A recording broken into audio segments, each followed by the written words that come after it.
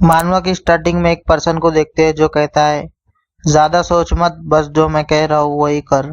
हम एमसी को देखते हैं जो टेंशन में होता है और कहता है लेकिन क्या ये सच में सेफ है। वो पर्सन चिल्ला के कहता है ओ सीरियसली तुम सीधा सीधा वो क्यों नहीं करते जो मैं बोल रहा हूँ। क्या तुम्हें लगता है कि मैं अपने दोस्तों को धोखा देता हूँ? मैंने तुम्हें सब कुछ ऑलरेडी समझा दिया है, प्रिंसिपल गारंटी से लेकर कंपाउंड इंटरेस्ट तक। अगर तुम बस अपना पैसा यहाँ डाल दो तो ये डबल हो जाएगा। ये कोई ऐसी बात नहीं जो मैं हर किसी को बता देता हूँ। मैंने तुम्हें स्पेशली बुलाया क्योंकि मैं तुम्हारे बारे में सोच रहा था। तुम्हें अपने बाप के जनाजे के वक्त भी काम के कॉल्स लेते हुए देखकर, और कैसे उस चीज ने तुम्हारा दिल को अंदर से तोड़ दिया जब तुम पर प्रेशर का पहाड़ टूट रहा था। मेन कैरेक्टर मन में कहता है जब उसने मेरे बाप का जिक्र किया तो एक पल के लिए मैं गुस्से से भर गया, लेकिन मैं कुछ भी नहीं कर पाया, बिल्कुल एक बेवकूफ की तरह। मैं सिर्फ ये देख पाया कि मैं बिल्कुल धीरे धीरे टूट कर रह गया। फिर सीन शिफ्ट होकर 2 साल बाद आज का वक्त दिखाया जाता है। एमसी को देखते हुए वो मीटिंग करते हुए, और एमसी मन में कहता है मैं इतनी देर बाद स्नैक्स लेके आया था और आखिर में सब उल्टी करके निकाल दिया। मैं साउथ कोरिया का एक आम सा 28 साल का आदमी काफी टाइम बाद इतना बेकार फील कर रहा हूँ। जिस कमीने ने ये सब शुरू किया वो 1 साल से कांटेक्ट में ही नहीं है और मैं बस मुश्किल से जिंदा हूँ।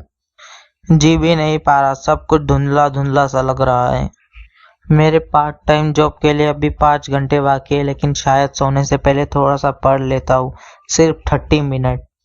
नोवेल ब्लैक हेवन, अब तक मैं इसे शायद 100 बार से ज्यादा पढ़ चुका हूँ, लेकिन फिर भी हर बार इसमें एक नया चार्म होता है। ये इस बकवास जिंदगी से एक शुक्रगुजार छोटी भाग निकालने का रास्ता है, चाहे बस एक पल के लिए ही सही। तभी एमसी को कुछ सुनाई देता है। वो विंडो से चमकते फेदर को देखता है। एमसी मन में कहता है ब्लैक क्रॉप फेदर्स। लेकिन एमसी के नाक मुंह कान से खून निकलने लगता है। ये क्या बकवास है? मेरा दिल, मुझे सांस नहीं ली जा रही। साला क्या ये मेरा अंडे है? ऐसे ही होने वाला है इतनी बेकार तरीके से। जब मैं सोचने ही वाला था कि शायद ये ठीक ही है, तभी अंदर से कुछ उबल कर बाहर आ गया। सोचा भी नहीं था कि मेरे मरने से पहले आखिरी चीज जो मैं देखूंगा वो उस कमीने का चेहरा होगा। साला मैं कुछ भी नहीं कर पाया।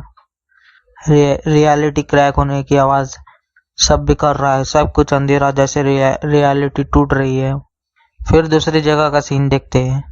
एमसी की आंखें बेड पर खुलती है। उठकर कहता है क्या वो अभी क्या था, एक सपना?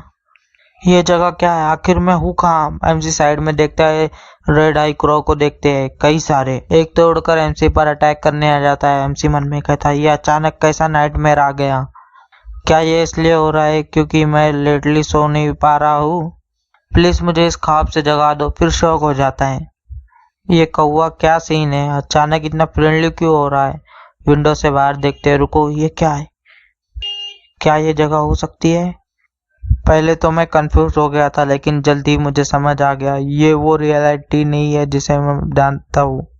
ये जगह शायद प्रिंस रैन अभिरैन मैन आना हूँ। तभी किसी की आवाज सुनाई देती है। क्या मैं अंदर आ सकता हूँ? एमसी घबरा के कहता है रुको, 1 मिनट। नहीं, रुक जाओ, इसे मत खोलना। बस मेरी तबीयत ठीक नहीं है। ओ मेरा सर, मैं बाद में आ जाऊंगा, मेरा सर फट रहा है। एमसी मन में कहता है रान अभिरैन, मेरा शक सही था। ये जगह वही दुनिया लगती है जिसे मैंने अनगिनत बार पढ़ चुका हूँ। ये डार्क हेडलर की दुनिया है, और जिस बॉडी में मैं आ गया हूँ वो इस एम्पायर का 7th प्रिंस है, रैन अभिरैन। वो कहानी की शुरुआत में वो बेहद दर्दनाक तरीके से मरने वाला है। लानत है, ये आखिर कैसे हुआ? सोच भी नहीं सकता कि मैं किसी नोवेल दुनिया में आ जाऊंगा, लेकिन इतने लोगों में से। तभी कोई सीरियस टोन में बोलता है your highness, man CN.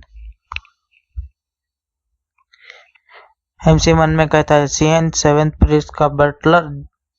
CN कहता है ये सुनकर के प्रिंस ने खाना खाना भी छोड़ दिया। मैं परेशान था इसलिए मैं खुद ही आ गया। मैंने एक सिंपल मील तैयार किया है। क्या अब आप बेटर फील कर रहे हो? एमसी मन में कहता है मुझे काल्म रहना होगा और मुझे अरबियन की तरह प्रेटेंड करना होगा।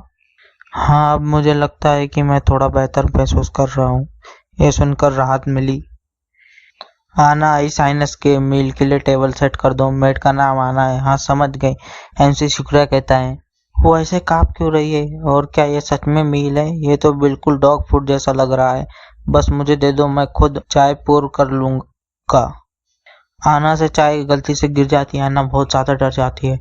साफ करते हुए कहती है, मुझे माफ कर दो, मेरी तरफ से गहरी माफी। एमसी मन में कहता है, इसको क्या हो गया? वो ऐसे क्यों बिहेव कर रही है जैसे कोई बड़ा डिजास्टर हो गया हो। सही है, ये इसलिए क्योंकि बिरेन एक घटिया इंसान है, स्मग बैग है। वो सिर्फ प्रॉपर्टी तबाह नहीं करता, बल्कि जब भी उसे गुस्सा आता है वो वायलेंस भी करता है। अगर उसे गलत मूड में पकड़ ले तो वो सर्वेंट्स तक को मार देता है।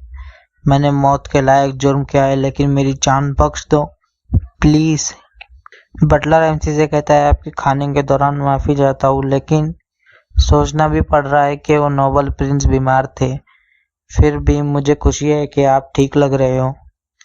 आपके खाने के दौरान माफी चाहता हूँ, लेकिन प्लीज पहले इस बजट प्रपोजल पे साइन कर दीजिए, ये बहुत ही इम्पोर्टेंट मामला है। एमसी मन में कहता है, इम्पोर्टेंट माय एस, ये सब बस बकवास है।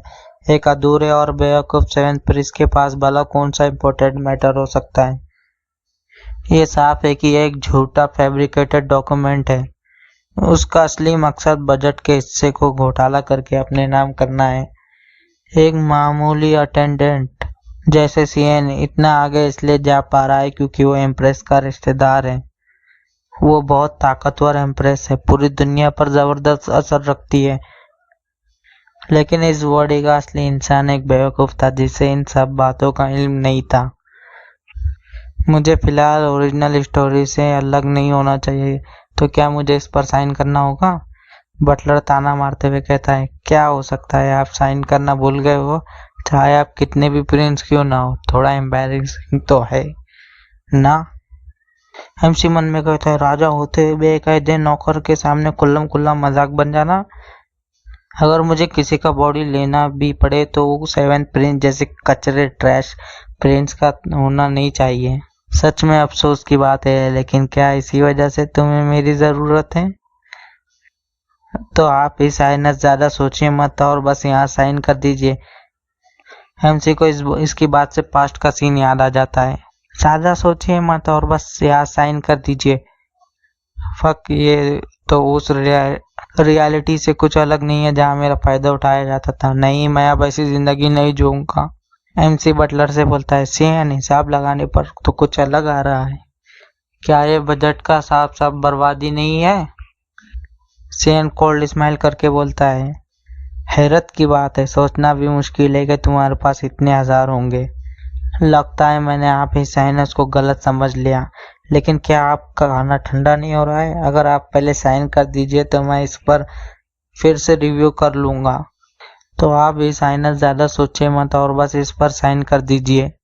एमसी उसके मुंह पे 4 फिक्कर मारता है। दोनों शॉक्ड रह जाते हैं। बटलर कहता है, ही साइनस ये क्या है?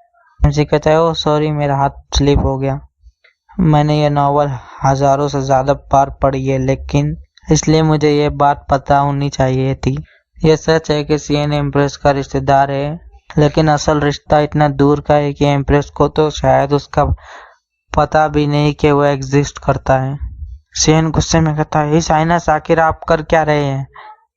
एमसी मन में बोलता है, मुझे नहीं पता मैं यहाँ कैसे आया, लेकिन मैं ओरिजिनल स्टोरी की तरह चुपचाप मरने का इरादा नहीं रखता। और बैडस लुक में सीएन से कहता है, मेरा हाथ इसलिए स्लिप हुआ क्योंकि तुमने डिस्ट्रैक्ट कर रहे थे। अब इसका जिम्मेदार तुम्हें नहीं होना चाहिए। फिर मन में कहता है, हकीकत में मैं कुछ भी लेकर पैदा नहीं हुआ। जहाँ भी गया इग्नोर किया गया और हमेशा नुकसान उठाता रहा। मैं वैसी जिंदगी जीने से इनकार करता हूँ। इस नॉवल से मिली सारी नॉलेज और सेवेंथ प्रिंस की पावर का यूज करके सीएन से बोलता है, तुम बस वहाँ खड़े क्यों हो? कारपेट गंदा हो गया है, इसे साफ करो। बिल्कुल बैडेस्ट लुक में, चाहे कुछ भी हो जाए मैं जिंदा रहूंगा। और ये एपिसोड यही एंड होता है। नेक्स्ट